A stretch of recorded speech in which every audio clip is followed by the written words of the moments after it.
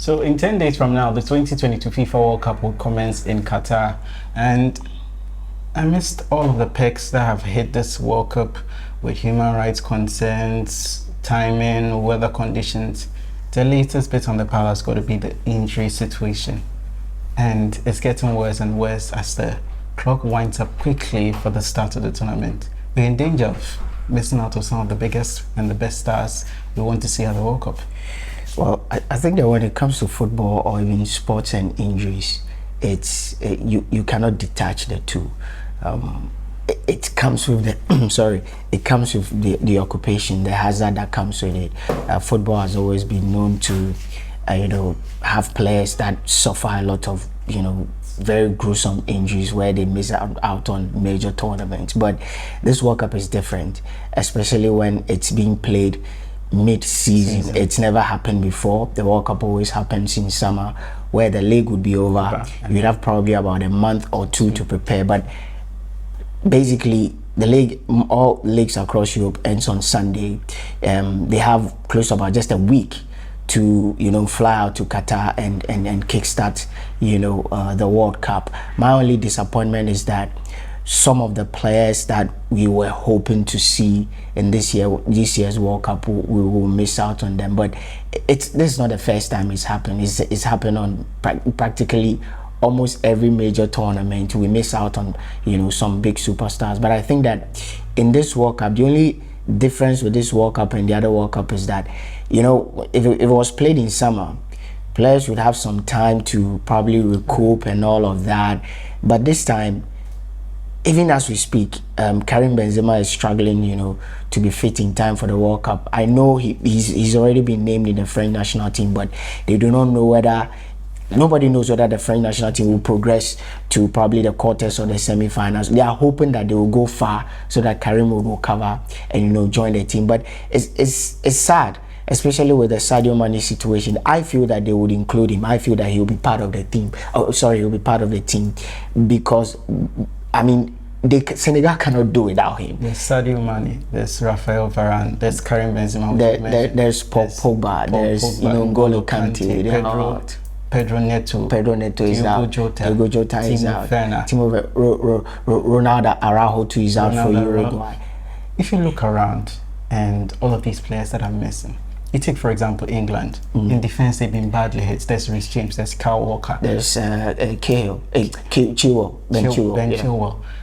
All of these teams have had key elements of their players injured, and it's only down to one thing. Science would obviously tell you the compression has had an impact. Exactly. And before coming, I checked something. Right from the start of the 2022-2023 Premier League season, in the first 10 weeks, there were 101 muscle injuries and soft tissue injuries just in the first 10 weeks of the season. And for a team to have navigated around the second international break through till the World Cup break, they would have played 15 games. And all of these have contributed to the injury situation we've had at hand. If you look around all of the injuries, I did a check on the number of injury situations amongst the 32 clubs, and I spotted 44 injuries. 8 of them are hamstring, 9 of them are knee injuries. And it only tells you the physicality. Clubs are having to play on Sunday, clubs are having to play on Tuesday, Wednesday, Thursday, come back on Saturday, come back on Sunday. The schedule continues. There's a very short turnaround, and all of these have contributed. Let's bear in mind there was the COVID season, which meant that the various confederations, the various leagues would have to crump together the fixtures so as to make time for the next seasons or I think that nobody should blame FIFA, because I feel that the World Cup comes every 4 years. So for that is a planned project. You see, UEFA has become too monetized in a way. I am struggling to understand the rationale behind the Nations League, because you do not play a Nations League which technically is of no value, is of no essence, when you have a major tournament like the Euros. Now, one of the reasons why we are seeing all these muscle injuries and cramp injuries and hamstring injuries is because 2, 3, 4 years ago, we didn't have the Nations League. Players will only be involved in seasons where there are no major tournaments. It's just the Champions League, the UEFA Europa League, and the various leagues. Just to chip in, last year around the same time, clubs haven't navigated the the September international window all throughout November. Played 11 games. That was 4 less than what they've played. What they've played this year. So it tells you the total. If you look at 4, that's 360 minutes. Exactly, and you see, coupled with the fact that because of UEFA's greediness, and that's why blame UEFA? I'm blaming UEFA because they've introduced a new tournament. Even in the third, what is it called, tier competition, the Conference League. There's the UEFA Nations League, coupled with the international breaks. That would literally mean that players have to play what is called friendly games and qualifiers. Is what they've used to replace it. Exactly. So you see, the international breaks, it's not being replaced. They've changed the format. They've not changed the format. FIFA has useless friendlies, which FIFA has its own international breaks where teams play their friendly games. England play their friendly games. In Africa, they play their friendly games. South America, they do play their friendly games. Brazil was recently on a World Global Tour where they toured across those are part of the FIFA international breaks where they capitalize on it. So nothing has changed. UEFA has introduced so many competitions to make sure they get money, and as such, everything is cramped up together, bundled up together. The players will have to put in extra, which for me, it's a disadvantage to even UEFA and FIFA because you're not going to have the best of the best out there. Here we are talking about the possibility of having Karim Benzema go to the World Cup, but he will not play because he's not fully fit. At Real Madrid, the last time he was evaluated, he's just 60% fit. And 60%, the last thing Real Madrid also want is that you use their star player and the risk of aggravating his injury. He comes back because don't forget the season has not ended yet. So exactly, there's a lot of complexities. For me, zeroing in on the French national team, they are losing out on Paul Pogba, they are losing out on N'Golo Kante. Some may argue that Paul Pogba, his injury is his own doing because he could have had the surgery long before, at the time he was at Manchester United, but he opted not to have surgery, waited till he got to Juventus, saw the extent of the injury and decided, okay, let me have surgery. But notwithstanding the fact, they are still missing these 2 players. In the French national team, 2018, when they won the tournament, for me, it wasn't Kylian Mbappe that won them the tournament. It was the midfield of France, the Paul Pogba and N'Golo Kante. That combination was... Teams could not play them because of these guys operating at the apex of their game. Now France will have to do without them by going with an inexperienced Chouameni and an inexperienced, Camavinga. These guys do not have any major tournament experience apart from some 1 or 2 stints in the Champions League. So the teams that have suffered most are suffering, and they will suffer in the World Cup. You watch what will happen. The nucleus of the French national team is not the attack, it's the midfield. And the men that did the business for them 4 years ago are not there.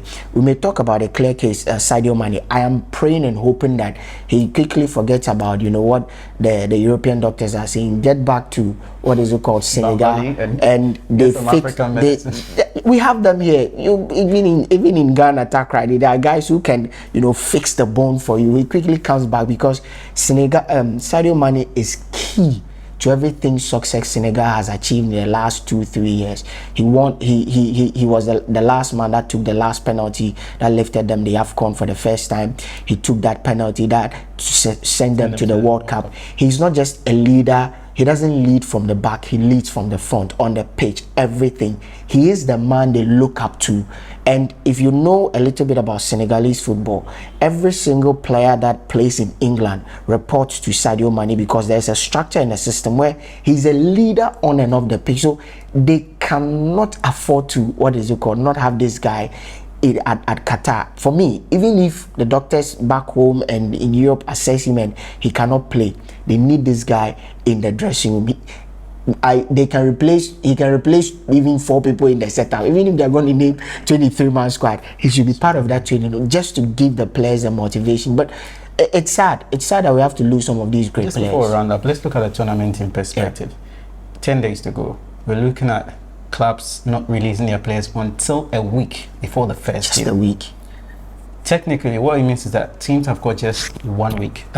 I'm going to start from the Monday because I'm taking out the Sunday where the last round of fixtures. So Monday to Saturday to have any proper preparation. Would that impact the quality of the tournament? It will impact. If you look at previous tournaments, they've had a buffer of 4 weeks to 6 weeks to prepare. Yeah. So coaches have the luxury of doing physical exercises. Then there's tactical assessments, analysis, knowing how to build strategies. But in all of this, you've got just a week, 7 days. Yeah. In those 7 days, you have to calculate the travel time. Exactly. Players around the world navigating different time zones. If you've got a player, for example, Brazil, you've got Dani Alves, who's playing in Mexico. You would have to navigate 37 too. all of Mexico to Qatar. You know the miles he would have to charter before getting to Qatar. Then join the team, jet lag, all of these. I feel we might not have the best of tournaments. It's not even, David, it's not even just about the jet lag and the fatigue and everything.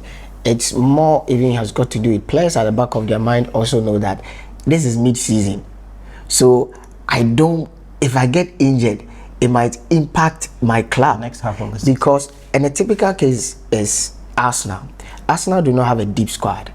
2 of their key players will be in Brazil and with the Brazilian national team in Qatar, Martinelli and Gabriel Jesus. Imagine they lose these guys. We saw what happened to them yesterday. There is a certain level of quality that is taken away from Arsenal if certain players do not play. And it was evident yesterday. Imagine they lose out. Gabriel Jesus Thomas Partey comes back injured. We know he's had issues with injury. He comes back injured. Gabriel Jesus comes back injured. Martinelli, the Arsenal team is done because they don't have a deep squad. So there is a rippling effect to the way this World Cup has been structured. You do not blame Qatar for their weather. You do not blame FIFA because it was a planned project. Africa had his, Europe had their 10, South America had their 10. It was the 10 of Asia and the Middle East. So for me, it's very understandable. But I think that UEFA and the various confederations or the various associations should have structured a way where, okay, this year we can do away with the European Nations League because nothing, so that players would play less games, or we can do away with certain minor competitions that are not really of relevance. We can do away with them. Next season we can start. But UEFA felt that no, we are UEFA, we are the big bosses. We can still crump up these games together. And the ensuing effect is that, like you said, you're not going to have players put in their best. They'll come to a tournament, muscle tired, hamstring issues. I'm very certain that while the tournament goes on, we'll have a lot of casualties. But guys, there's a very dire situation around the World Cup, which starts in 10 days. Let us know what you make. Who do you think should take the fall for the injury situation? Should the FA have cancelled or postponed their leagues even a month before so that teams will have ample time, or you think FIFA shouldn't have rescheduled the World Cup to mid-season? This is Sports 101 and this is World Cup 101.